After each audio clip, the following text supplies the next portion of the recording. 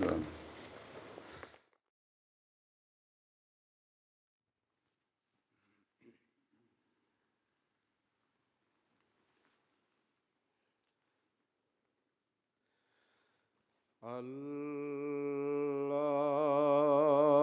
الله أكبر.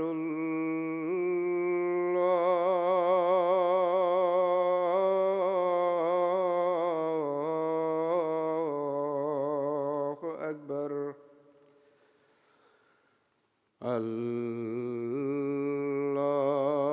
الله أكبر.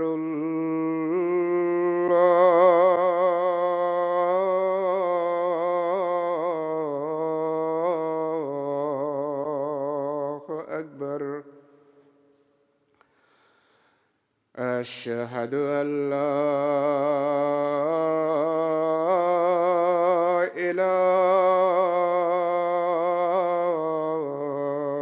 إله إلا الله.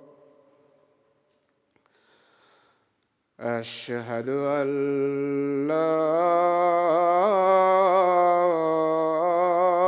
إله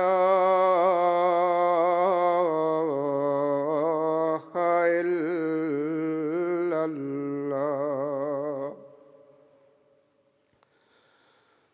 أشهد أن محمدًا رسول الله.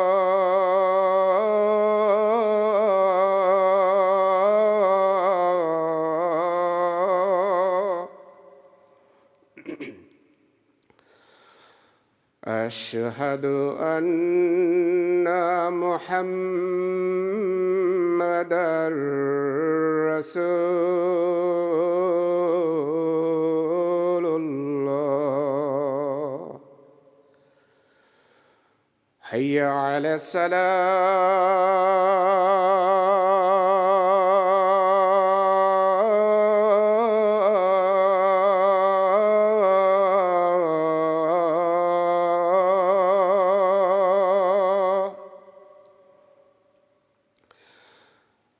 حي على الصلاة.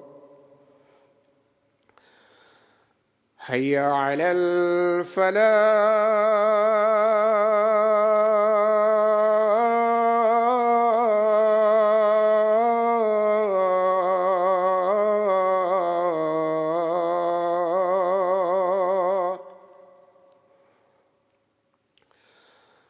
حي على الفلاح.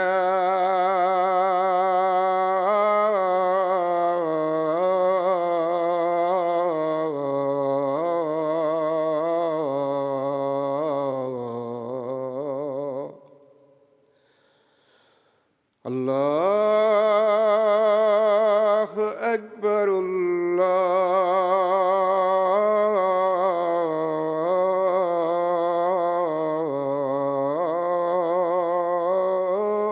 الله أكبر. لا إله إلا الله.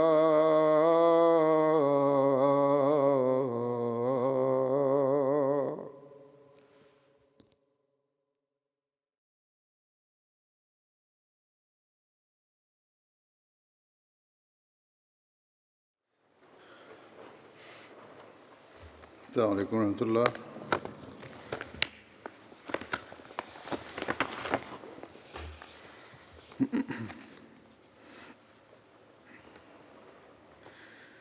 أشهد أن لا إله إلا الله وحده لا شريك له وأشهد أن محمدًا عبده ورسوله. أما بعد فأعوذ بالله من الشيطان الرجيم. بسم الله الرحمن الرحيم. الحمد لله رب العالمين الرحمن الرحيم مالك يوم الدين إياك نعبد وإياك نستعين اهدنا الصراط المستقيم صراط الذين أنعمت عليهم غير المغضوب عليهم ولا الضالين.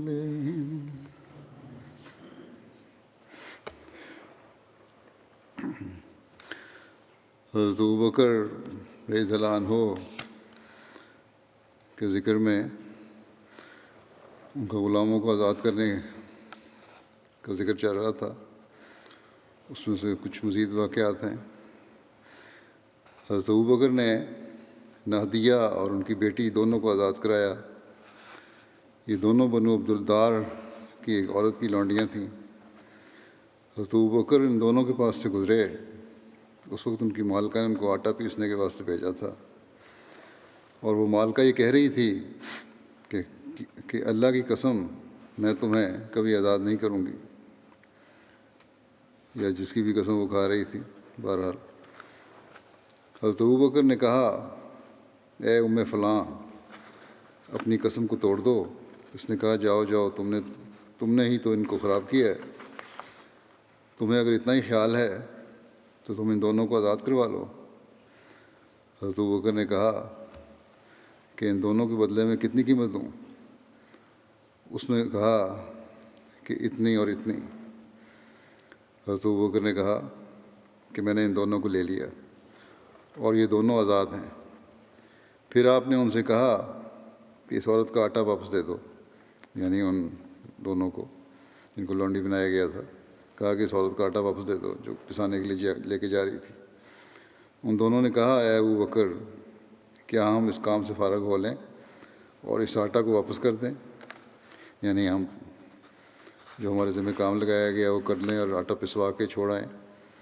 حضرت ابوبکر نے فرمایا کہ ٹھیک ہے، اگر تم دونوں چاہتی ہو تو ایسے ہی کر لو. حضرت ابوبکر ایک دفعہ بنو معمل کی ایک لونڈی کے پاس سے گزرے. بنو معمل بنو عدی بن کعب کا ایک قبیلہ تھا.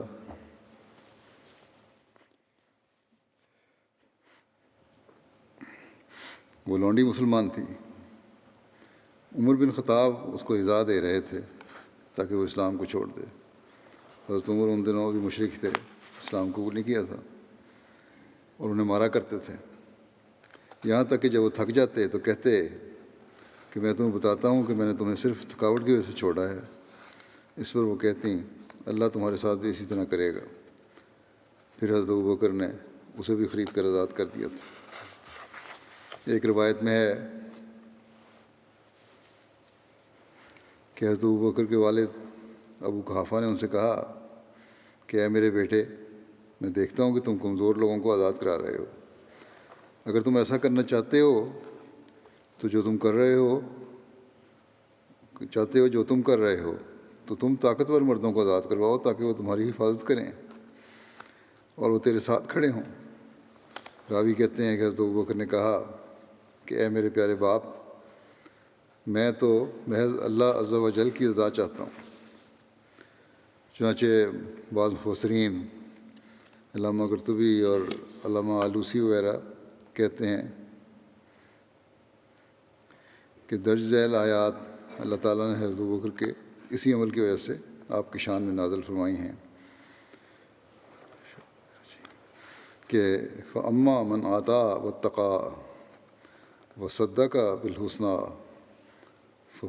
فَسَنُيَسِّرُهُ لِلْيُسْرَىٰ وَأَمَّا مَنْ بَخِلَ وَاسْتَغْنَىٰ وَكَذَّبَ بِالْحُسْنَىٰ فَسَنُيَسِّرُهُ لِلْعُسْرَىٰ وَمَا يُغْنِي عَنْهُ مَالُهُ إِذَا تَرَدَّىٰ إِنَّا عَلَيْنَا لَلْهُدَىٰ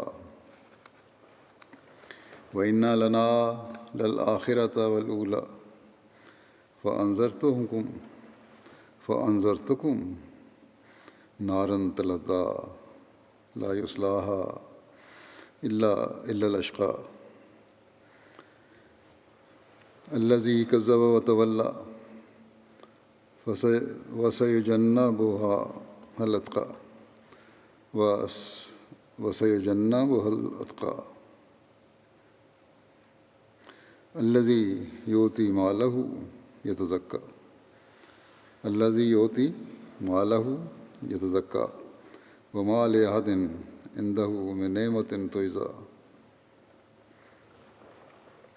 إِلَّا ابْتِغَاءَ وَجْهِ رَبِّهِ الْأَعْلَىٰ وَلَسَوْفَ يَرْضَىٰ۔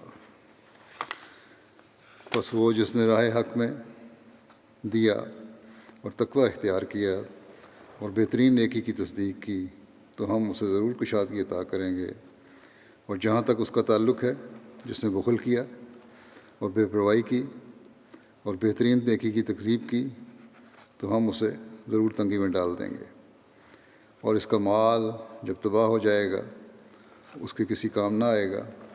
یقیناً ہدایت دینا ہم پر بہرحال فرض ہے، اور یقیناً انجام بھی لازماً ہمارے تصرف میں ہے اور آغاز بھی۔ بس میں تمہیں اس آگ سے ڈراتا ہوں جو شعلہ زن ہے، اس میں کوئی داخل نہیں ہوگا مگر سخت بدبخت وہ جس نے جھٹلایا اور پیٹھ پھیر لی، جبکہ سب سے بڑھ کر متقی اس سے ضرور بچایا جائے گا جو اپنا مال دیتا ہے پاکیزگی چاہتے ہوئے، اور اس پر کسی کا احسان نہیں ہے کہ جس کا اس کی طرف سے بدلہ دیا جا رہا ہو۔ یہ محض اپنے رب اعلیٰ کی خوشنودی چاہتے ہوئے خرچ کرتا ہے، اور وہ ضرور راضی ہو جائے گا۔ حضرت ابوبکر رضی اللہ عنہ نے جو غلام آزاد کیے تھے ان میں سے ایک حضرت خباب بن ارد بھی تھے۔ حضرت مسلم موعود رضی اللہ عنہ حضرت خباب بن ارد کا ذکر کرتے ہوئے فرماتے ہیں کہ ایک اور صحابی جو پہلے غلام تھے، انہوں نے ایک دفعہ نہانے کے لیے کرتا اتارا تو کوئی شخص پاس کھڑا تھا، اس نے دیکھا کہ ان کی پیٹھ کا چمڑا اوپر سے ایسا سخت اور کھردرا ہے جیسے بھینس کی کھال ہوتی ہے۔ وہ یہ دیکھ کر حیران رہ گیا اور انہیں کہنے لگا، تمہیں کب سے بیماری ہے؟ تمہاری تو پیٹھ کا چمڑا ایسا سخت ہے جیسے جانور کی کھال ہوتی ہے۔ یہ سن کر وہ ہنس پڑے، حضرت خباب ہنس پڑے اور کہنے لگے، بیماری کوئی نہیں، جب ہم اسلام لائے تھے تو ہمارے مالک نے فیصلہ کیا کہ ہمیں سزا دے، چنانچہ تپتی دھوپ میں ہمیں لٹا کر ہمیں مارنا شروع کر دیتا اور کہتا کہ کہو ہم محمد صلی اللہ علیہ وسلم کو نہیں مانتے۔ ہم اس کے جواب میں کلمہ شہادت پڑھ دیتے، اس پر وہ پھر مارنے لگ جاتا، اور جب اس طرح بھی اس کا غصہ نہ تھمتا تو ہمیں پتھروں پر گھسیٹا جاتا تھا۔ لکھتے ہیں کہ عرب میں کچے مکانوں کو پانی سے بچانے کے لیے مکان کے پاس ایک قسم کا پتھر ڈال دیتے ہیں جسے پنجابی میں کھنگر کہتے ہیں۔ یہ نہایت سخت کھردرا اور نوکدار پتھر ہوتا ہے، اور لوگ اسے دیواروں کے ساتھ اس لیے لگا دیتے ہیں کہ پانی کے بہاؤ سے انہیں کوئی نقصان نہ پہنچے، یعنی دیواروں کو نقصان نہ پہنچے۔ تو صحابی کہنے لگے کہ جب ہم اسلام سے انکار نہ کرتے اور لوگ ہمیں مار مار کر تھک جاتے تو پھر ہمیں ٹانگوں میں رسی باندھ کر ان کھردرے پتھروں پر گھسیٹا جاتا تھا، اور جو کچھ تم دیکھتے ہو اسی مار پیٹ اور گھسیٹنے کا نتیجہ ہے۔ غرض سال ہر سال تک ان پر ظلم ہوا۔ آخر حضرت ابوبکر رضی اللہ عنہ نے یہ بات برداشت نہ ہو سکی اور انہوں نے اپنی جائیداد کا بہت سا حصہ فروخت کر کے انہیں آزاد کرا دیا۔ پھر حضرت ابوبکر غلاموں کو آزاد کرانے کا تذکرہ کرتے ہوئے ایک جگہ مسیح ثانی فرماتے ہیں کہ یہ غلام جو رسول کریم صلی اللہ علیہ وسلم پر ایمان لائے مختلف اقوام کے تھے، ان میں حبشی بھی تھے جیسے بلال، رومی بھی تھے جیسے صہیب، پھر ان میں عیسائی بھی تھے جیسے جبیر اور صہیب، اور مشرکین بھی تھے جیسے بلال اور عمار۔ بلال کو اس کے مالک تپتی ریت پر لٹا کر اوپر یا تو پتھر رکھ دیتے یا نوجوانوں کو سینے پر کودنے کے لیے مقرر کر دیتے۔ حضرت ابوبکر رضی اللہ عنہ نے جب ان پر یہ ظلم دیکھے تو ان کے مالک کو ان کی قیمت ادا کر کے انہیں آزاد کروا دیا۔ ہجرت حبشہ کا ارادہ کیا تھا ایک دفعہ حضرت ابوبکر نے۔ اس بارے میں آتا ہے کہ جب مسلمان بڑھ گئے اور اسلام ظاہر ہو گیا تو کفار قریش اپنے اپنے قبائل میں سے ان لوگوں کو سخت اذیتیں اور تکلیفیں دینے لگے جو ان میں سے ایمان لا چکے تھے۔ ان کا مقصد یہ تھا کہ وہ انہیں ان کے دین سے پھرا دیں۔ اس پر رسول اللہ صلی اللہ علیہ وسلم نے مومنوں سے فرمایا کہ تم لوگ زمین میں بکھر جاؤ، یقیناً اللہ تم لوگوں کو اکٹھا کر دے گا۔ صحابہ نے عرض کیا ہم کس طرف جائیں؟ آپ نے فرمایا اس طرف، اور آپ نے اپنے ہاتھ سے حبشہ کی طرف کی سرزمین کی طرف اشارہ فرمایا۔ یہ رجب سن 590 کی بات ہے۔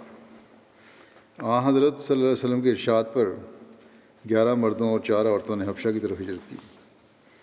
مسلمانوں کے حبشہ کی طرف ہجرت کرنے کے بعد حضرت ابوبکر رضی اللہ عنہ کو بھی ایذا پہنچائی گئی، جس پر انہوں نے بھی حبشہ کی طرف ہجرت کا ارادہ کیا۔ چنانچہ اس بارے میں بخاری کی روایت میں ہے کہ حضرت عائشہ رضی اللہ عنہا بیان کرتی ہیں کہ جب مسلمانوں کو تکلیف دی گئی تو حضرت ابوبکر ہجرت کرنے کی غرض سے حبشہ کی طرف چل پڑے۔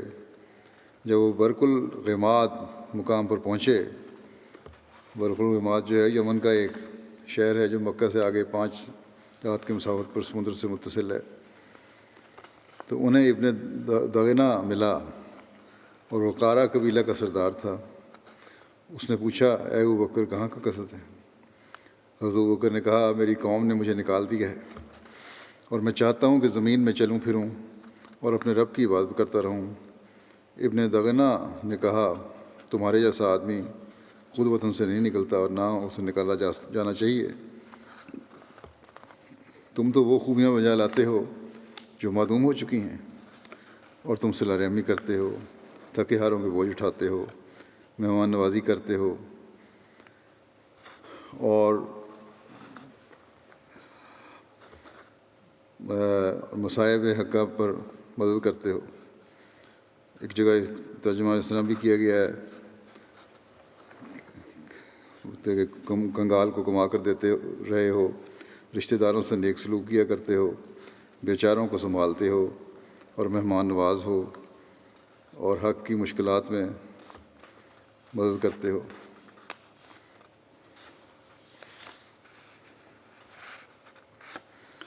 پھر اس نے کہا کہ میں تمہیں اپنی پناہ میں لیتا ہوں، واپس چلو اور اپنے وطن میں ہی اپنے رب کی عبادت کرو۔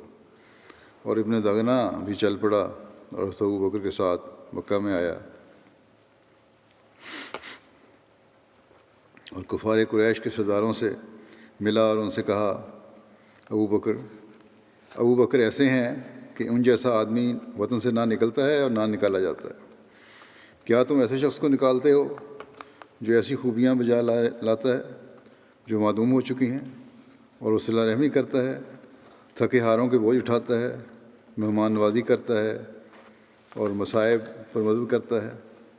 اس پر قریش نے ابن دغنہ کی پناہ منظور کر لی اور حضرت ابوبکر کو امن دیا، اور ابن دغنہ سے کہا ابوبکر سے کہو کہ وہ اپنے رب کی عبادت اپنے گھر میں ہی کیا کرے، وہی نماز پڑھے اور جو چاہے پڑھے، لیکن ہمیں اپنی عبادت اور قرآن پڑھنے کی سے تکلیف نہ دے اور بلند آواز سے نہ پڑھے، کیونکہ ہمیں ڈر ہے کہ ہمارے بیٹوں اور ہماری عورتوں کو گمراہ کر دے گا۔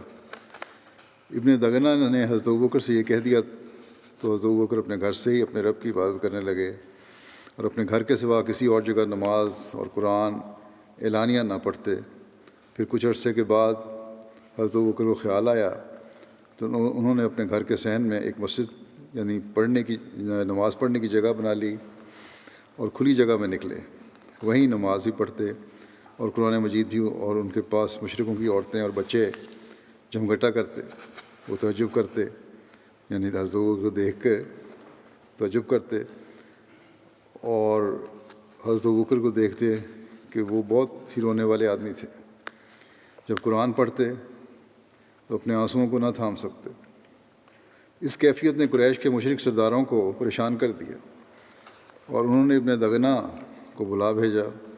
وہ ان کے پاس آیا اور انہوں نے اس سے کہا کہ ہم نے تو ابوبکر کو اس شرط پر پناہ دی تھی کہ وہ اپنے گھر میں اپنے رب کی عبادت کرتا رہے، لیکن انہوں نے اس شرط کی پرواہ نہ کی اور اپنے گھر کے صحن میں مسجد بنا لی ہے، اور نماز اور قرآن اعلانیہ پڑھنا شروع کر دیا۔ ہمیں ڈر ہے کہ وہ ہمارے لڑکوں اور ہماری عورتوں کو آزمائش میں ڈال دے گا۔ تم اس کے پاس جاؤ، اگر وہ پسند کرے کہ اپنے گھر کے اندر ہی رہ کر اپنے رب کی عبادت کرے تو کرے، ورنہ اگر اعلانیہ پڑھنے پر مصر رہے تو اسے کہو کہ تمہاری امان کی ذمہ داری تمہیں واپس کر دے، کیونکہ ہمیں یہ برا معلوم ہوتا ہے کہ تمہاری ذمہ داری توڑیں، اور ہم تو ابو بکر کو کبھی بھی اعلانیہ عبادت نہیں کرنے دیں گے۔ حضرت عائشہ کہتی ہیں کہ ابن دغنہ حضرت ابو بکر کے پاس آیا اور کہنے لگا، آپ کو اس شرط کا علم ہی ہے جس پر میں نے آپ کی خاطر یہ عہد کیا تھا، اس لیے یا تو آپ اس حد تک محدود رہیں ورنہ میری ذمہ داری مجھے واپس کر دیں، کیونکہ میں پسند نہیں کرتا کہ عرب یہ بات سنیں کہ جس شخص کو میں نے پناہ دی تھی اس سے میں نے بدعہدی کی ہے۔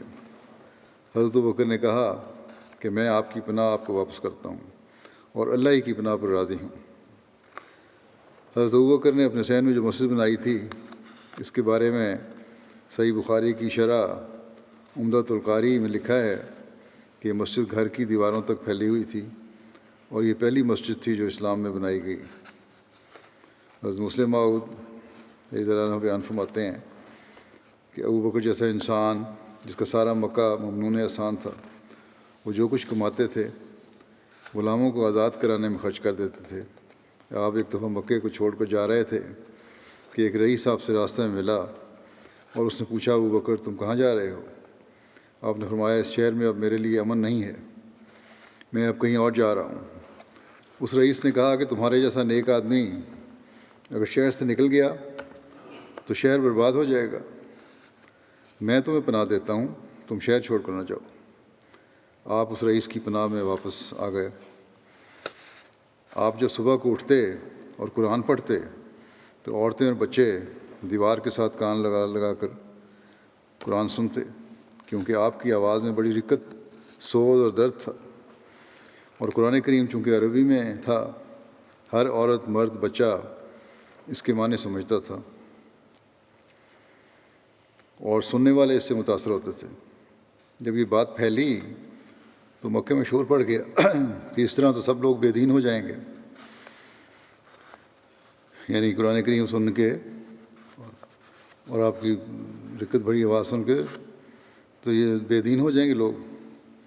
یہی حال آج کل احمدیوں کے ساتھ بعض ملکوں میں ہو رہا ہے، خاص طور پر پاکستان میں، کہ اگر قرآن پڑھتے اور نماز پڑھتے دیکھ لیا احمدیوں کو تو بے دین ہو جائیں گے، اس لیے بڑی سخت سزائیں ہیں احمدی کو نماز اور قرآن پڑھنے پہ۔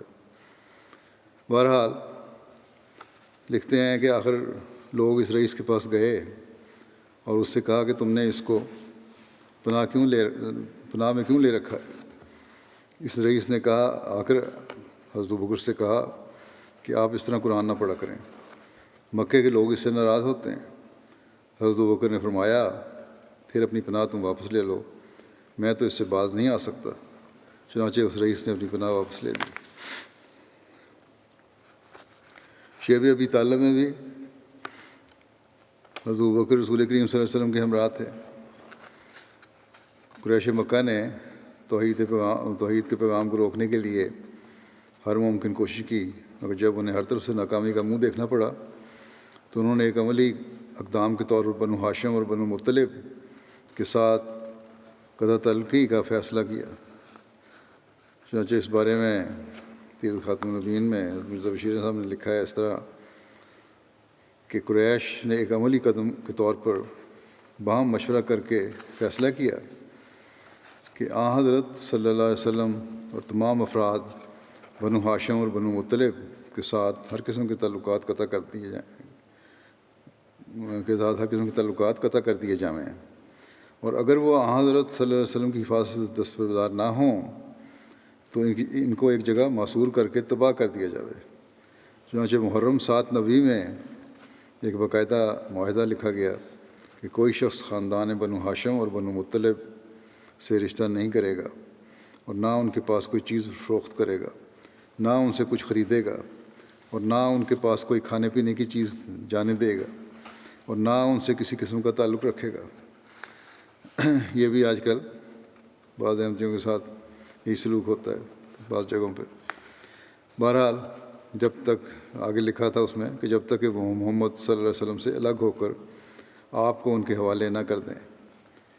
یہ معاہدہ جس میں قریش کے ساتھ قبائل بنو کنانہ بھی شامل تھے باقاعدہ لکھا گیا اور تمام بڑے بڑے رؤساء کے اس پر دستخط ہوئے، اور پھر وہ ایک اہم قومی عہد نامے کے طور پر کعبے کی دیوار کے ساتھ آویزاں کر دیا گیا۔ چنانچہ حضرت صلی اللہ علیہ وسلم اور تمام بنو ہاشم اور بنو مطلب، کیا مسلم اور کیا کافر، سوائے حضرت صلی اللہ علیہ وسلم کے چچا ابو لہب کے جس نے اپنی عداوت کے جوش میں قریش کا ساتھ دیا، شیب ابی طالب میں جو ایک پہاڑی درہ کی صورت میں تھا، محصور ہو گئے، اور اس طرح گویا قریش کے دو بڑے قبیلے مکہ کی تمدنی زندگی سے عملاً بالکل منقطع ہو گئے، اور شیب ابی طالب میں جو گویا بنو ہاشم کا خاندانی درہ تھا قیدیوں کی طرح نظر بند کر دیے گئے۔ چند گنتی کے دوسرے مسلمان جو اس وقت مکے میں موجود تھے وہ بھی آپ کے ساتھ تھے۔ ان مشکل ترین حالات میں بھی حضرت ابوبکر نے رسول کریم صلی اللہ علیہ وسلم کا ساتھ نہ چھوڑا۔ چنانچہ حضرت شاہ ولی اللہ رحمۃ اللہ علیہ رحمۃ اللہ تعالیٰ فرماتے ہیں کہ جب قریش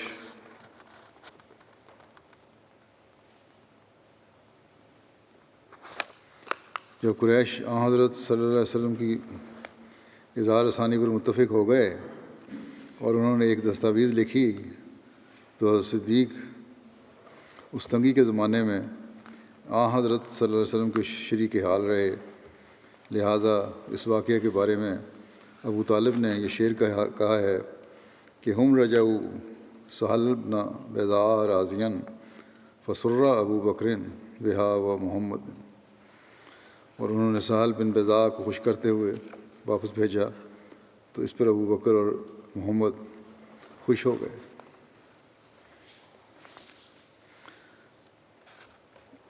یعنی جب قریش مکہ نے آخرکار بائیکاٹ کا یہ معاہدہ ختم کر دیا تو اس پر حضرت ابو طالب نے جو اشعار کہے ان میں سے ایک یہ مذکورہ والا شعر تھا کہ بائیکاٹ ختم ہونے پر حضرت صلی اللہ علیہ وسلم اور حضرت ابو بکر دونوں مسرور ہو گئے۔ غلبت الروم کی پیش گوئی اور اس پر حضرت ابو بکر کا شرط لگانا، اس بارے میں بھی ذکر آتا ہے۔ حضرت ابن عباس سے اللہ تعالیٰ کے ارشاد الف لام میم غلبت الروم فی ادنی الارض کے بارے میں روایت ہے، انہوں نے غلبت اور غلبت، انہوں نے کہا کہ غلبت اور غلبت، وہ کہتے ہیں کہ مشرکین پسند کرتے تھے کہ اہل فارس اہل روم پر غالب آ جائیں، کیونکہ یہ اور وہ بت پرست تھے، اور مسلمان پسند کرتے تھے کہ اہل روم اہل فارس پر غالب آ جائیں، اس لیے کہ وہ اہل کتاب تھے۔ انہوں نے اس کا ذکر حضرت ابوبکر سے کیا، اور حضرت ابوبکر نے رسول اللہ صلی اللہ علیہ وسلم سے اس کا ذکر کیا تو آپ نے فرمایا وہ ضرور غالب آ جائیں گے۔ حضرت ابوبکر نے اس کا ذکر ان سے کیا تو انہوں نے کہا کہ ہمارے درمیان اور اپنے درمیان ایک مدت مقرر کر لو، یعنی مخالفین سے، مشرکین سے، اگر ہم غالب آ گئے تو ہمارے لیے یہ اور یہ ہوگا، اور اگر تم غالب آ گئے تو تمہارے لیے یہ اور یہ ہوگا، یعنی شرط لگائی اس پہ۔ تو انہوں نے 5 سال کی مدت رکھی اور وہ غالب نہ آ سکے۔ انہوں نے اس کا ذکر نبی کریم صلی اللہ علیہ وسلم سے کیا تو آپ نے فرمایا کہ تم نے اس سے زیادہ کیوں نہ رکھ لی؟ راوی کہتے ہیں کہ میرا خیال ہے آپ کی مراد 10 تھی۔ یہ ترمذی کی روایت، تفسیر کی روایت ہے۔ صحیح بخاری کی ایک روایت میں رسول کریم صلی اللہ علیہ وسلم کی 4 ایسی پیش گوئیاں کا ذکر کیا گیا ہے جو کہ بڑی شان کے ساتھ پوری ہوئیں۔ ان پیش گوئیوں میں غلبہ روم والی پیش گوئی بھی ہے۔ چنانچہ مسروق روایت کرتے ہیں کہ ہم حضرت عبداللہ بن مسعود کے پاس تھے، انہوں نے کہا کہ نبی صلی اللہ علیہ وسلم نے جب دیکھا کہ لوگ روگردانی کر رہے ہیں تو آپ نے فرمایا اے اللہ 7 سالہ قحط جیسا حضرت یوسف کے وقت میں 7 سالہ قحط ڈالا تھا، ان پر بھی ایسا ہی قحط نازل کر۔ سو ان پر ایسا قحط پڑا جس نے ہر ایک چیز کو فنا کر دیا، یہاں تک کہ آخر انہوں نے کھال اور مردار اور بدبودار لاشیں بھی کھائیں، اور ان میں سے کوئی جو آسمان کی طرف نظر کرتا تو بھوک کے مارے اسے دھواں ہی نظر آتا تھا۔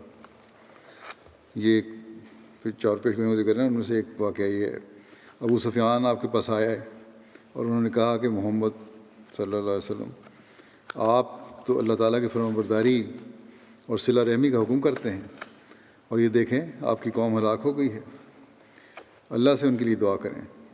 اللہ تعالیٰ نے فرمایا تھا، بس انتظار کر اس دن کا جب آسمان ایک واضح دھواں لائے گا، ضرور تم انہی باتوں کا اعادہ کرنے والے ہو جس دن ہم بڑی گرفت کریں گے۔ بس یہ بڑی گرفت بدر کے دن ہوئی، چنانچہ دھوئیں کا عذاب اور سخت گرفت اور لزامن والی پیشگوئی اور روم کی پیشگوئی، یہ سب باتیں ہو چکی ہیں۔ یہ بخاری کی روایت ہے۔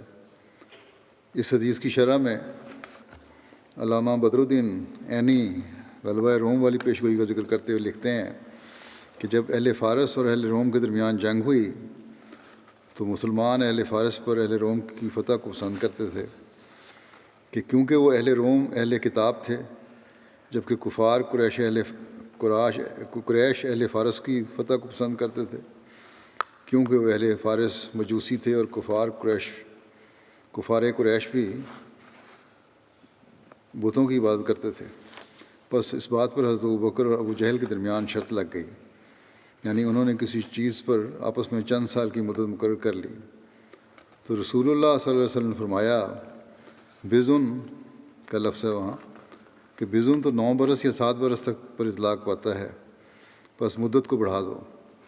پھر انہوں نے حضرت ابوبکر نے ایسا ہی کیا، بس اہل روم غالب آ گئے۔ اللہ تعالیٰ نے فرمایا، الف لام میم غلبت الروم فی ادنی الارض وہم من بعد غلبہم سیغلبون فی بضع سنین للہ الامر من قبل ومن بعد ویومئذ یفرح المؤمنون بنصر اللہ۔ ترجمہ یہ ہے کہ ان اللہ عالم الامیم کا، کہ میں اللہ سب سے جاننے والا ہوں۔ اہل روم مغلوب کیے گئے قریب کی زمین میں، اور وہ اپنے مغلوب ہونے کے بعد پھر ضرور غالب آ جائیں گے۔ 3 سے 9 سال کے عرصے تک حکم اللہ ہی کا چلتا ہے، پہلے بھی اور بعد میں بھی، اور اس دن مومن بھی اپنی فتوحات سے بہت خوش ہوں گے جو اللہ کی نصرت سے ہوگی۔ اور شاہ بھی کہتے ہیں کہ اس کو شرط لگانا حلال تھا۔ مرزا بشیر احمد صاحب نے اس بارے میں لکھا ہے کہ اسلام سے قبل اور اسلام کے ابتدائی زمانے میں تمام متمدن دنیا میں سب سے زیادہ طاقتور اور سب سے زیادہ وسیع سلطنتیں 2 تھیں، سلطنت فارس اور سلطنت روم، اور یہ دونوں سلطنتیں عرب کے قریب واقع تھیں۔ سلطنت فارس عرب کے شمال مشرق میں تھی اور سلطنت روم شمال مغرب میں۔ چونکہ ان سلطنتوں کی سرحدیں ملتی تھیں، اس لیے بعض اوقات ان کا آپس میں جنگ و جدل بھی ہو جاتا تھا۔ اس زمانے میں بھی جس کا ذکر آتا ہے، یہ سلطنت برسر پکار تھیں، جیسے یہ جب پیش گوئی ہوئی اس زمانے کی بات ہے، اور سلطنت فارس نے سلطنت روم کو زیر کیا ہوا تھا اور اس کے کئی قیمتی علاقے چھین لیے تھے اور اسے برابر دباتی چلی جاتی تھی۔ قریش بت پرست تھے اور فارس کا بھی قریباً یہی مذہب تھا، اس لیے قریش مکہ فارس کی ان فتوحات پر بہت خوش تھے۔ مگر مسلمانوں کی سلطنت روم سے ہمدردی تھی، کیونکہ رومی سلطنت عیسائی تھی، اور عیسائی بوجہ اہل کتاب ہونے اور حضرت مسیح ناصری سے نسبت رکھنے کے بت پرست اور مجوسی اقوام کی نسبت مسلمانوں کے بہت قریب تھے۔ ایسے حالات میں حضرت صلی اللہ علیہ وسلم سے اللہ تعالیٰ سے علم پا کر پیش گوئی فرمائی کہ اس وقت روم فارس سے مغلوب ہو رہا ہے، مگر چند سال کے عرصے میں وہ فارس پر غالب آ جائے گا، اور اس دن مومن خوش ہوں گے۔ یہ پیش گوئی سن کر مسلمانوں نے، جن میں حضرت ابوبکر کا نام خاص طور پر مذکور ہوا ہے، مکے میں عام اعلان کرنا شروع کیا کہ ہمارے خدا نے یہ بتایا ہے کہ عنقریب روم فارس پر غالب آئے گا۔ قریش نے جواب دیا کہ اگر یہ پیش گوئی سچی ہے تو آؤ شرط لگا لو، کیونکہ اس وقت تک اسلام میں شرط لگانا ممنوع نہیں ہوا تھا۔ حضرت ابوبکر نے اسے منظور کر لیا، اور رؤسائے قریش اور حضرت ابوبکر کے درمیان چند اونٹوں کی ہار جیت پر شرط قرار پا گئی اور 6 سال کی میعاد مقرر ہو گئی۔ مگر جب حضرت صلی اللہ علیہ وسلم کو اس کی اطلاع پہنچی تو آپ نے فرمایا 6 سال کی میعاد مقرر کرنا غلطی ہے۔ اللہ تعالیٰ نے تو میعاد کے متعلق بضع سنین کا الفاظ فرمائے ہیں، جو عربی محاورہ کی روح سے 3 سے لے کر 9 تک کے لیے بولے جاتے ہیں۔ یہ اس زمانے کی بات ہے جب کہ آپ صلی اللہ علیہ وسلم مکہ میں ہی مقیم تھے اور ہجرت نہیں ہوئی تھی۔ اس کے بعد مقررہ میعاد کے اندر ہی جنگ نے اچانک پلٹا کھایا اور روم نے فارس کو زیر کر کے تھوڑی عرصے میں ہی اپنا تمام علاقہ واپس چھین لیا۔ یہ ہجرت کے بعد کی بات ہے۔ ہجرت کے بعد پھر فتح ہو گئی تھی رومیوں کی۔ اس بارے میں حضرت مسلمہ رضی اللہ عنہ بیان فرماتے ہیں کہ آپ صلی اللہ علیہ وسلم ابھی مکے میں ہی تھے کہ عرب میں یہ خبر مشہور ہوئی کہ ایرانیوں نے رومیوں کو شکست دے دی ہے۔ اس پر مکے والے بہت خوش ہوئے کہ ہم بھی مشرک ہیں اور ایرانی بھی مشرک۔ ایرانیوں کا رومیوں کو شکست دے دینا ایک نیک شگون ہے، اور اس کے معنی یہ ہیں کہ مکے والے بھی محمد رسول اللہ صلی اللہ علیہ وسلم پر غالب آ جائیں گے۔ یہ شگون انہوں نے نکالا۔ مگر محمد رسول اللہ صلی اللہ علیہ وسلم کو خدا نے بتایا کہ غلبت الروم فی ادنی الارض وہم من بعد غلبہم سیغلبون فی بضع سنین۔ رومی حکومت کو شام کے علاقے میں بے شک شکست ہوئی ہے، لیکن اس شکست کو تم قطعی نہ سمجھو۔ مغلوب ہونے کے بعد رومی پھر 9 سال کے اندر غالب آ جائیں گے۔ اس پیشگوئی کے شائع ہونے پر مکے والوں نے بڑے بڑے کہکے لگائے، یہاں تک کہ حضرت ابوبکر رضی اللہ عنہ سے بعض کفار نے 100 اونٹ کی شرط باندھی کہ اگر اتنے شکست کھانے کے بعد بھی روم ترقی کر جائے تو ہم تمہیں 100 اونٹ دیں گے، اور اگر ایسا نہ ہوا تو تم ہمیں 100 اونٹ دینا۔ بظاہر اس پیشگوئی کے پورا ہونے کا کوئی امکان دور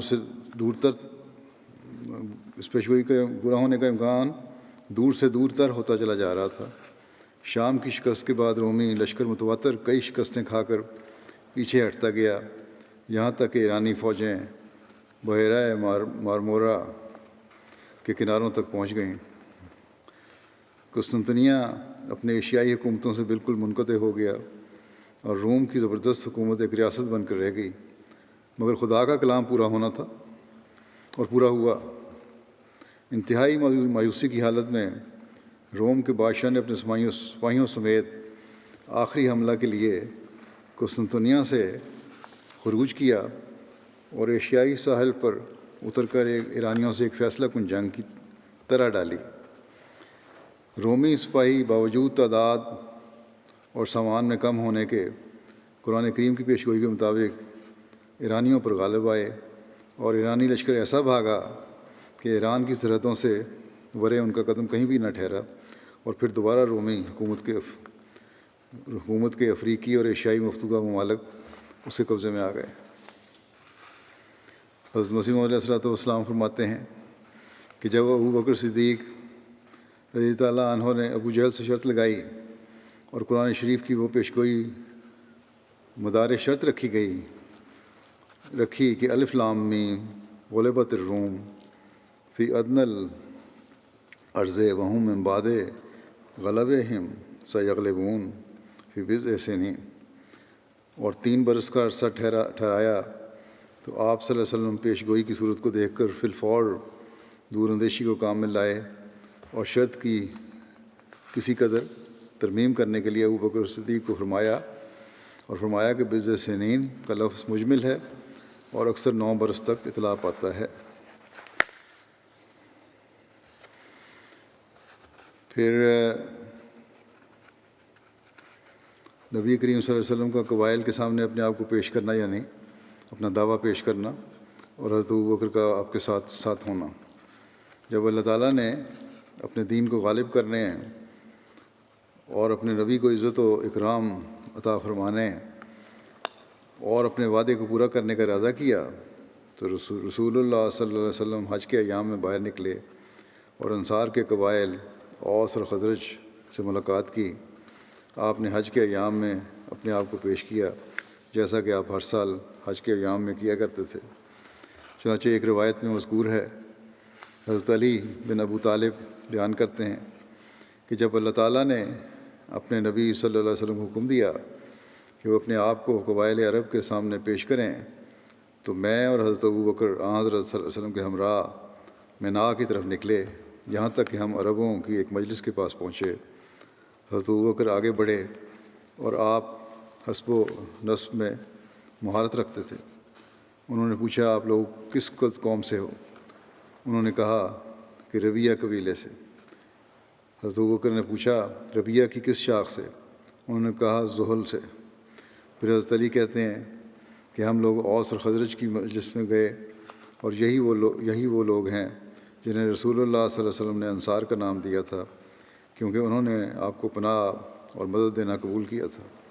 حضرت علی کہتے ہیں کہ ہم نہیں اٹھے یہاں تک کہ ان لوگوں نے نبی کریم صلی اللہ علیہ وسلم کی بیعت کر لی۔ ایک اور روایت میں ہے، حضرت علی رضی اللہ عنہ نے بیان فرمایا کہ جب اللہ تعالیٰ نے اپنے نبی صلی اللہ علیہ وسلم کو حکم دیا کہ وہ اپنے آپ کو عرب قبائل کے سامنے پیش کریں تو آپ صلی اللہ علیہ وسلم اس غرض سے نکلے۔ میں اور حضرت ابوبکر بھی آپ کے ہمراہ تھے۔ ہم ایک مجلس میں پہنچے جس میں سکینت و وقار تھا۔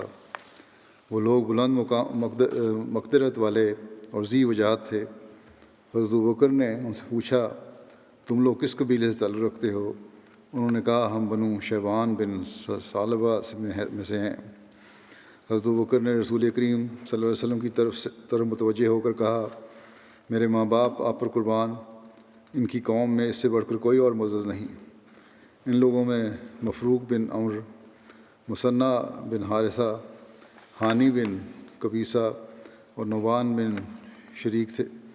رسول اللہ صلی اللہ علیہ وسلم نے ان کے سامنے یہ آیت پڑھی کہ قل تعالوا اتلو ما حرم ربکم علیکم اللہ تشرکوا بہ شیئا وبالوالدین احسانا ولا تقتلوا اولادکم من املاق نحن نرزقکم وإیاہم ولا تقربوا الفواحش ما ظہر منها وما بطن ولا تقتلوا النفس التي حرم اللہ الا بالحق ولا تقتلوا النفس التي حرم اللہ الا بالحق ذالکم وصاکم بہ لعلکم تعقلون۔ ترجمہ یہ ہے کہ تو کہہ دے، آؤ میں پڑھ کر سناؤں جو تمہارے رب نے تم پر حرام کر دیا، یعنی یہ کہ کسی چیز کو اس کا شریک نہ ٹھہراؤ، اور لازم کر دیا ہے کہ والدین کے ساتھ احسان سے پیش آؤ، اور رزق کی تنگی کے خوف سے اپنی اولاد کو قتل نہ کرو۔ ہم ہی تمہیں رزق دیتے ہیں اور ان کو بھی، اور تم بے حیائیوں کہ جو ان میں ظاہر ہوں اور جو اندر چھپی ہوئی ہوں دونوں کے قریب نہ پھٹکو، اور کسی ایسی جان کو جسے اللہ نے حرمت بخشی ہو قتل نہ کرو، مگر حق کے ساتھ، یہی ہے جس کی وہ تمہیں تاکید کرتا ہے تاکہ تم عقل سے کام لو۔ اس پر مفروق نے کہا کہ یہ کلام زمین والوں کا نہیں، اگر یہ ان کا کلام ہوتا تو ہم ضرور جان لیتے۔ پھر رسول اللہ صلی اللہ علیہ وسلم نے یہ آیت تلاوت فرمائی، ان اللہ یامر بالعدل والاحسان وایتاء ذی القربی وینہیٰ عن الفحشاء والمنکر والبغی یعظکم لعلکم تذکرون۔ یعنی یقیناً اللہ عدل کا اور احسان کا اور اقربا پر کی جانے والی عطا کی طرح عطا کا حکم دیتا ہے، اور بے حیائی اور ناپسندیدہ باتوں اور بغاوت سے منع کرتا ہے۔ وہ تمہیں نصیحت کرتا ہے تاکہ تم عبرت حاصل کرو۔ یہ کلام سننے کے بعد مفروق نے کہا، اے قریش بھائی، اللہ کی قسم، آپ نے اعلیٰ اخلاق اور اچھے کاموں کی طرف بلایا ہے۔ یقیناً ایسی قوم سخت جھوٹی ہے جس نے آپ کی تکذیب کی اور آپ صلی اللہ علیہ وسلم کے خلاف ایک دوسرے کی مدد کی۔ مثنیٰ نے کہا، ہم نے آپ کی بات سنی، اے میرے قریش بھائی، آپ نے بہترین گفتگو کی، اور جو باتیں آپ نے کہیں انہوں نے مجھے متعجب کیا، لیکن ہمارا کسریٰ کے ساتھ ایک معاہدہ ہے کہ نہ ہم کوئی نیا کام کریں گے اور نہ کوئی نیا کام کرنے والے کو ہم پناہ دیں گے، اور غالباً جس چیز کی طرف آپ ہمیں بلا رہے ہیں یہ ان میں سے ہے جسے بادشاہ بھی ناپسند کرتے ہیں۔ اگر آپ چاہتے ہیں کہ عرب کے قرب و جوار کے لوگوں کے مقابلہ میں ہم آپ کی مدد کریں اور آپ کی حفاظت کریں تو ہم ایسا کریں گے۔ اس پر رسول اللہ صلی اللہ علیہ وسلم نے ان سے فرمایا، تمہارے جواب میں کوئی برائی نہیں ہے، کیونکہ تم لوگوں نے وضاحت کے ساتھ سچائی کا اظہار کر دیا۔ اللہ کے دین پر وہی قائم رہ سکتا ہے جس کو اللہ نے ہر طرف سے گھیرے میں لیا ہو۔ پھر رسول اللہ صلی اللہ علیہ وسلم نے حضرت ابوبکر کا ہاتھ پکڑا اور اٹھ کر روانہ ہو گئے۔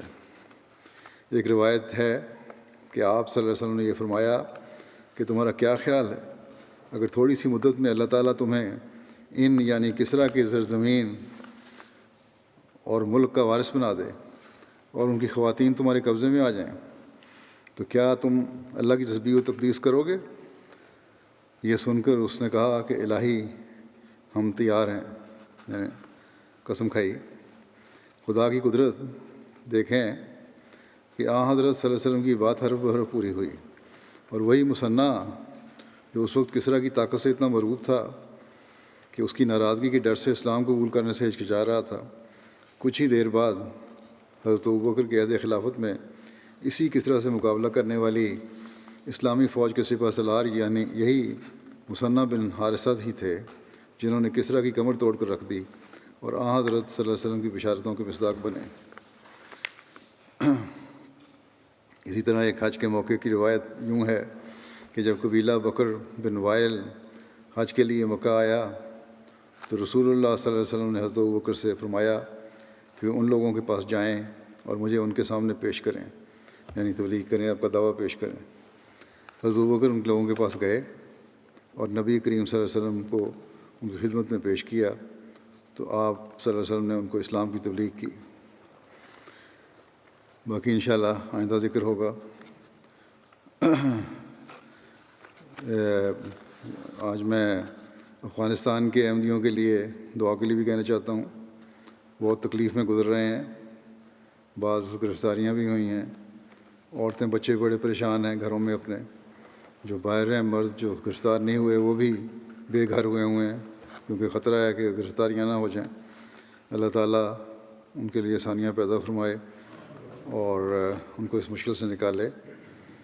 پھر پاکستان کے احمدیوں کے لیے بھی دعا کریں، وہاں بھی عمومی طور پر حالات خراب ہی ہوتے ہیں، کہیں نہ کہیں کوئی نہ کوئی واقعہ ہو جاتا ہے جو لوگ احمدیوں کو تکلیفیں دے رہے ہیں۔ اسی طرح مجموعی طور پر بھی دعا کریں اللہ تعالیٰ دنیا کو حضرت مسیح موعود علیہ الصلوۃ والسلام کو پہچاننے کی توفیق عطا فرمائے اور ہر شر کو ختم کرے اور دنیا اپنے پیدا کرنے والے کی حقیقت کو پہچان لے۔ اس کے بعد میں بعض مرحومین کا ذکر کروں گا جن کا جنازہ غائب پڑھاؤں گا بعد میں۔ پہلا ذکر ہے الحاج عبدالرحمٰن عینن صاحب، یہ سابق سیکٹری امور عامہ اور افسر جلسہ سالانہ تھے، گھانا کے گھانین تھے۔ 81 سال کی عمر میں یہ وفات ہوئی ہے، انا للہ و انا الیہ راجعون۔ دونوں والدین ان کے احمدی تھے، ان کے والدین نے احمدیت قبول کی تھی۔ اعلیٰ تعلیم انہوں نے حاصل کی مصر سے، اور پھر وہاں سے مصر سے اعلیٰ تعلیم حاصل کرنے کے بعد اپنی عملی زندگی کا آغاز کیا اور مختلف کمپنیوں میں، یہاں گھانا میں آ کر بڑی کمپنیوں میں مینیجر کی حیثیت سے کام کیا۔ پھر اپنے نائجیریا میں بھی کچھ عرصہ کام کیا، پھر اپنی کمپنی انہوں نے خود کھول لی جس کے مینیجنگ ڈائریکٹر تھے۔ یہ بڑے نیک مخلص انسان تھے۔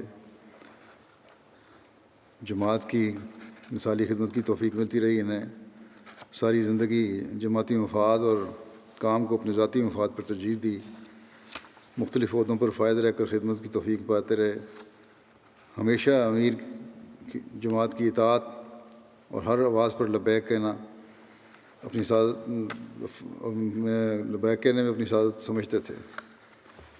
اکثر اوقات صبح پہلے وقت میں مشن آ کر امیر صاحب سے ملتے اور معلوم کرتے اگر کوئی جماعتی کام ہو تو پہلے نپٹاتے اور پھر اپنے کام کے لیے جاتے۔ یہ گریٹر اکرا ریجن کے بڑا لمبا عرصہ صدر رہے ہیں، پھر 89 سے لے کے 98 تک مجلس انصار اللہ کے صدر رہے، پھر سیکٹری امور عامہ انہوں نے بڑا لمبا عرصہ کام کیا، پھر افسر جلسہ سالانہ کے طور پر ان کو کام کی توفیق ملی، اور وفات کے وقت نیشنل ٹرسٹی کی حیثیت سے خدمت کی توفیق پا رہے تھے۔ ہر کسی کی مدد کے لیے ہر وقت تیار رہتے تھے، بہت سخی تھے۔ ہمدردی صرف اپنی فیملی تک محدود نہیں تھی، بلکہ آپ کی سخاوت عزیز و اقارب رشتہ داروں کے علاوہ افراد جماعت اور بلا تفریق مذہب محلے کے افراد میں تک پھیلی ہوئی تھی۔ جماعت کے وفادار اور خلافت کے جانثار سپاہی تھے، ہمیشہ جماعتی مفاد کو ہر دوسری چیز پر فوقیت دی اور کبھی کسی مخالفت کی کوئی پرواہ نہیں کی۔ تہجد گزار تھے، بڑی باقاعدگی سے تہجد پڑھنے والے تھے، اور سفر حضر میں ہر جگہ اس کی پابندی کرتے تھے۔ موسی تھے اور چندوں میں بڑی باقاعدگی تھی۔ عثمان خان میں اہلیہ کے علاوہ 5 بچے اور 5 بیٹے اور 5 بیٹیاں چھوڑی ہیں۔ گھانا کے مربی ہیں حافظ مبشر احمد، لکھتے ہیں کہ بہت فراست تھی ان میں، بڑی مختصر اور منطقی بات کرتے تھے اور فوراً معاملے کی تہہ تک پہنچ جاتے تھے۔ بورڈ کے میٹنگ کے دوران ایک دفعہ کہتے ہیں ہر کوئی اپنی رائے دے رہا تھا، ایک معاملہ تھا جس کو طول دیا جا رہا تھا، اب خاموشی سے سنتے رہے۔ جب ان کی باری آئی تو انہوں نے کہا کہ اس بارے میں خلیفہ وقت کی طرف سے ایک فیصلہ آ گیا ہے، اس لیے ہمیں بحث کرنے کی ضرورت نہیں، کیونکہ جب خلیفہ وقت کی طرف سے فیصلہ آ جائے تو پھر کوئی رائے نہیں دینی چاہیے، بلکہ ہمیں اس پر من و عمل کرنا چاہیے۔ اس قسم کے مخلصین اللہ تعالیٰ نے دور دراز علاقوں میں بھی عطا فرمائے ہوئے ہیں۔ پھر اگلا ذکر ہے اضیاب علی محمد الجوالی صاحب، جو گزشتہ دنوں فوت ہوئے، انا للہ و انا الیہ راجعون۔ اردن کی جماعت کے تھے یہ۔ صدر صاحب اردن جماعت لکھتے ہیں کہ انہوں نے 2010 میں بیعت کی تھی، اپنے علاقے میں اکیلے احمدی تھے، اور یہاں کے رسم و رواج کے مطابق کیونکہ خامد کے ساتھ اس کی اہلیہ بھی اسی دین پہ آ جاتی ہے، اس لیے وہ بھی احمدی ہو گئی۔ کہتے ہیں کہ حضرت اقدس مسیح موعود علیہ السلام اور احمدیت اور خلافت پر مرحوم کا ایمان پہاڑوں کی طرح مضبوط تھا۔ قبول احمدیت کی وجہ سے خاندان اور دیگر مخالفین کی مخالفت کے باوجود مرحوم استقامت کا ایک نمونہ تھے۔ احمدیت اور خلافت کے لیے بڑی غیرت رکھتے تھے اور بڑی قوت سے دفاع کرتے تھے۔ مرحوم کو علم سیکھنے اور تبلیغ کا بہت شوق تھا۔ بسا اوقات رات گئے فون کر کے مسائل کے بارے میں پوچھتے تھے۔ اس طرح ان کے گھر پر مخالفین اور رشتہ داروں کے ساتھ کئی تبلیغی نشستیں منعقد ہوئیں۔ مرحوم شوگر کے مریض تھے اور بڑی زیادہ تکلیف میں تھے اس وجہ سے، اور یہ بیماری ہی جان لیوا تھی اصل میں تو۔ ان کے بعض رشتہ دار انہیں اس بیماری میں کہتے تھے کہ تمہارا یہ حال احمدیت کی وجہ سے ہوا ہے، تم احمدیت چھوڑ دو تو ہم قیامت کے روز تمہارے حق میں گواہی دیں گے۔ اس پر یہ بڑے جوش سے دعا کرتے ہوئے کہتے کہ اے خدا، مجھے احمدی مسلمان ہونے کی حالت میں وفات دینا۔ اگلا ذکر ہے مکرم دین محمد شاہد صاحب کا، جو ریٹائرڈ مربی تھے، آج کل کینیڈا میں تھے۔ 92 سال کی عمر میں ان کی گزشتہ دنوں وفات ہوئی ہے۔ انا للہ و انا الیہ راجعون۔ ان کے خاندان میں احمدیت ان کے والد صاحب کے ذریعے آئی، جنہوں نے 1938 میں بیعت کی، توفیق پائی۔ 1940 میں یہ ان کے والد ان کو اپنے ہمراہ جلسہ قادیان میں لے کے گئے، جہاں آپ کے والد صاحب نے قادیان کے تعلیمی ماحول اور دینی ماحول سے متاثر ہو کر اور ان کا بھی شوق تھا پڑھنے لکھنے کا، اس کو دیکھتے ہوئے قادیان میں ہی ان کو 11 سال کی عمر میں حضرت میر محمد اسحاق صاحب رضی اللہ عنہ کی نگرانی چھوڑا، اور پھر وہیں انہوں نے تعلیم حاصل کی۔ 1953 میں انہوں نے جامعہ احمدیہ سے شاہد کی ڈگری حاصل کی. پاکستان کے مختلف شہروں میں مربی کے طور پر کام کیا. 3-4 سال جزائر فجی میں بطور مشنری انچارج خدمت کی توفیق پائی. ربوہ میں لمبا عرصہ بطور پریس سیکرٹری کے بھی خدمت کی توفیق ملی. انہوں نے 4 کتب تصنیف کرنے کے علاوہ متعدد علمی مضامین لکھنے کی توفیق پائی. تبلیغ کا بڑا جنون تھا انہیں، نئے طریقے اختیار کرتے رہتے تھے. اللہ کے فضل سے موسی تھے. عثمان خان میں اہلیہ کے علاوہ 2 بیٹے اور 3 بیٹیاں شامل ہیں. اگلا ذکر ہے مکرم میاں رفیق احمد صاحب کا، جو کارکن دفتر جلسہ سالانہ تھے. 87 سال کی عمر میں گزشتہ دنوں ان کی وفات ہوئی ہے. انا للہ و انا الیہ راجعون. ان کے والد کا نام میاں بشیر احمد صاحب تھا مرحوم. قیام پاکستان سے پہلے ہی وہ قادیان سے ہجرت کر کے کوئٹہ آ گئے تھے، اور بطور امیر جماعت کوئٹہ کی ان کے والد کو توفیق ملی.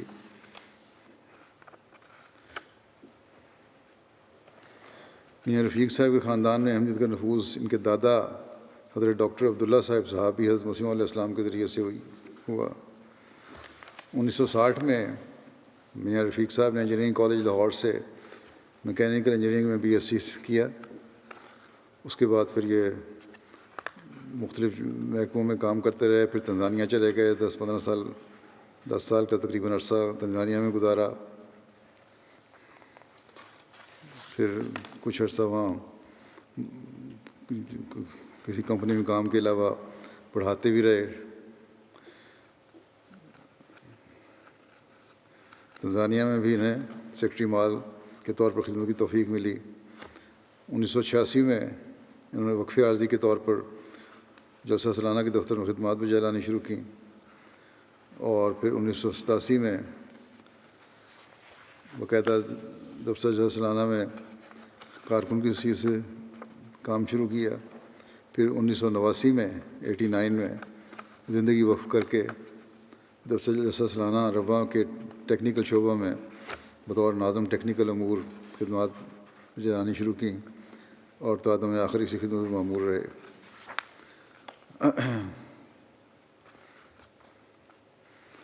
حضرت خلیفہ مسیح ثالث نے ان کا رشتہ کروایا تھا،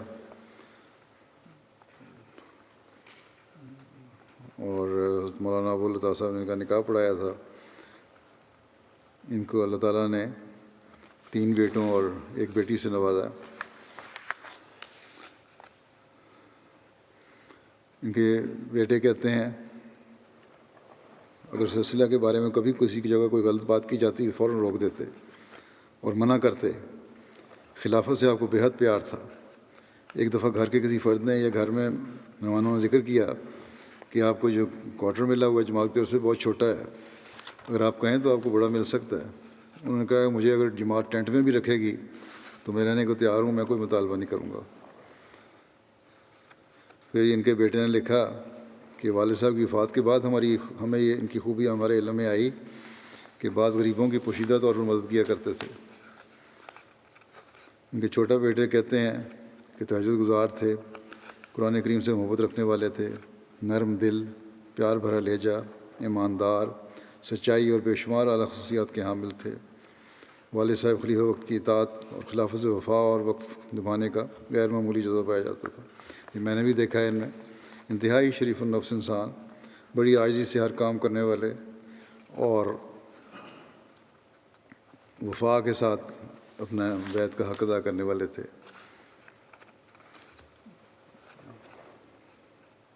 اسی طرح یہ کوشش ان کی ہوتی تھی کہ جماعت کا پیسہ کس طرح بچایا جائے اور کس طرح کم سے کم خرچ میں زیادہ سے زیادہ فائدہ اٹھایا جائے. انہوں نے بعض روٹی پکانے کی مشینیں بھی ڈیزائن کیں اور ان کے لیے کافی کام کیا ہے ربوہ میں. پھر یہ لکھتے ہیں کہ تکلیف یا پریشانی کے وقت میں نے دیکھا ہے ہمیشہ ان میں صبر اور حوصلہ ہو. اکثر دفعہ پریشانی یا تکلیف کے وقت قرآن کریم پڑھتے دیکھا. بیماری کے وقت اور وفات سے قبل بھی انہیں ذرا بھی تکلیف کا احساس نہیں ہونے دیا. انہوں نے ہر کام بڑی ایمانداری اور جذبے سے کرتے تھے، پہلے بھی ذکر ہو چکا ہے. اگلا ذکر ہے مکرمہ کانتا ظفر صاحبہ کا. جو مکرم احسان اللہ ظفر صاحب سابق امیر جماعت امریکہ کی اہلیہ تھیں، گزشتہ دنوں کار کے حادثے میں ان کی وفات ہو گئی۔ انا للہ و انا الیہ راجعون۔ 1941 کی ان کی پیدائش تھی۔ چودھری اعظم علی صاحب ریٹائرڈ سیشن جج ان کے والد تھے۔ ان کے نانا چودھری فقیر محمد صاحب تھے، جو پارٹیشن کے فوراً بعد ان کو نائب بطور ناظر امورہ خدمت کی توفیق ملی۔ بہت خوبیوں کی مالک اور خوش مزاج خاتون تھیں۔ خلافت سے ہمیشہ وفا کا تعلق اور اس کا بہت اظہار بھی کیا انہوں نے۔ مرحومہ کو قرآن مجید سے بہت عشق تھا۔ حضرت صلی اللہ علیہ وسلم اور حضرت مسیح علیہ السلام سے بہت عقیدت تھی۔ اپنے بچوں میں بھی یہی عشق اور عقیدت پیدا کرنے کی کوشش کی۔ اللہ تعالیٰ کے فضل سے موسیہ تھیں۔ پسماندگان میں میاں کے علاوہ 2 بیٹیاں بھی شامل ہیں۔ ایک جوان بیٹا بھی تھا ان کا، جو ایکسیڈنٹ میں کچھ عرصہ ہوا، کئی سال ہو گئے، فوت ہو گیا، اور بڑے صبر سے انہوں نے یہ صدمہ برداشت کیا۔ انعام الحق کوثر صاحب مربی لکھتے ہیں آسٹریلیا کے کہ میں امریکہ میں تھے جب یہ کہتے ہیں قرآن کریم کی کلاسیں لگتی تھیں تو باقاعدگی سے شامل ہوتی تھیں اور بڑی دور کا فاصلہ طے کر کے آیا کرتی تھیں۔ PhD ڈاکٹر تھیں یہ، مگر طبیعت انتہائی سادہ تھی۔ کسی قسم کا کوئی فخر یا دکھاوا کا پہلو نہیں تھا۔ غریبوں اور حاجت مندوں کا خیال بہت رکھا کرتی تھیں۔ مبلغین سے ایک مہربان ماں جیسا سلوک تھا اور بہت عزت اور احترام سے پیش آتی اور بڑی عاجزی سے سارے کام کرتی۔ لجنہ کو اکثر کہا کرتی تھیں کہ جوتے رکھنے کی جگہ جو ہے وہاں جوتے رکھو، اور اگر جو نہیں رکھتا تھا تو خود اٹھا کر یہ کام بھی کر لیا کرتی تھیں۔ اس کے علاوہ بھی مسجد کی صفائی وغیرہ کام بھی بڑی عاجزی سے کیا کرتی تھیں۔ کہتے ہیں کہ تکبر یا دکھاوا نہیں تھا بالکل۔ بہت سادہ لباس پہنتیں، بہت عمدہ طریق سے پیش آتیں، کسی سے کوئی ناراضگی نہیں تھی، ہر ایک سے بہت عمدہ طریق سے پیش آتی تھیں۔ خلافت کی طرف سے ہونے والی ہر تحریک پر لبیک کہتی تھیں۔ اللہ تعالیٰ ان تمام مرحومین کے سے مغفرت اور رحم کا سلوک فرمائے، درجات بلند کرے، ان کی نسلوں کو بھی ان کے نقش قدم پر چلنے کی توفیق عطا فرمائے۔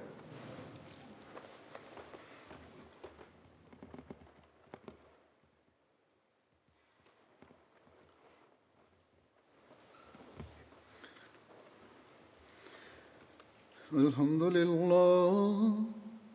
للہ نحمده ونستعینه ونستغفره ونؤمن به ونتوکل علیہ ونعوذ باللہ من شرور انفسنا ومن سیئات اعمالنا من يهده الله فلا مضل له ومن يضلل فلا هادي له ونشهد أن لا إله إلا الله ونشهد أن محمدا عبده ورسوله عباد الله رحمكم الله إن الله يأمر بالعدل والإحسان وإيتاء ذي القربى وينهى عن الفحشاء والمنكر والبغي يعظكم لعلكم تذكرون اذكروا الله يذكركم وادعوه يستجب لكم ولذكر الله أكبر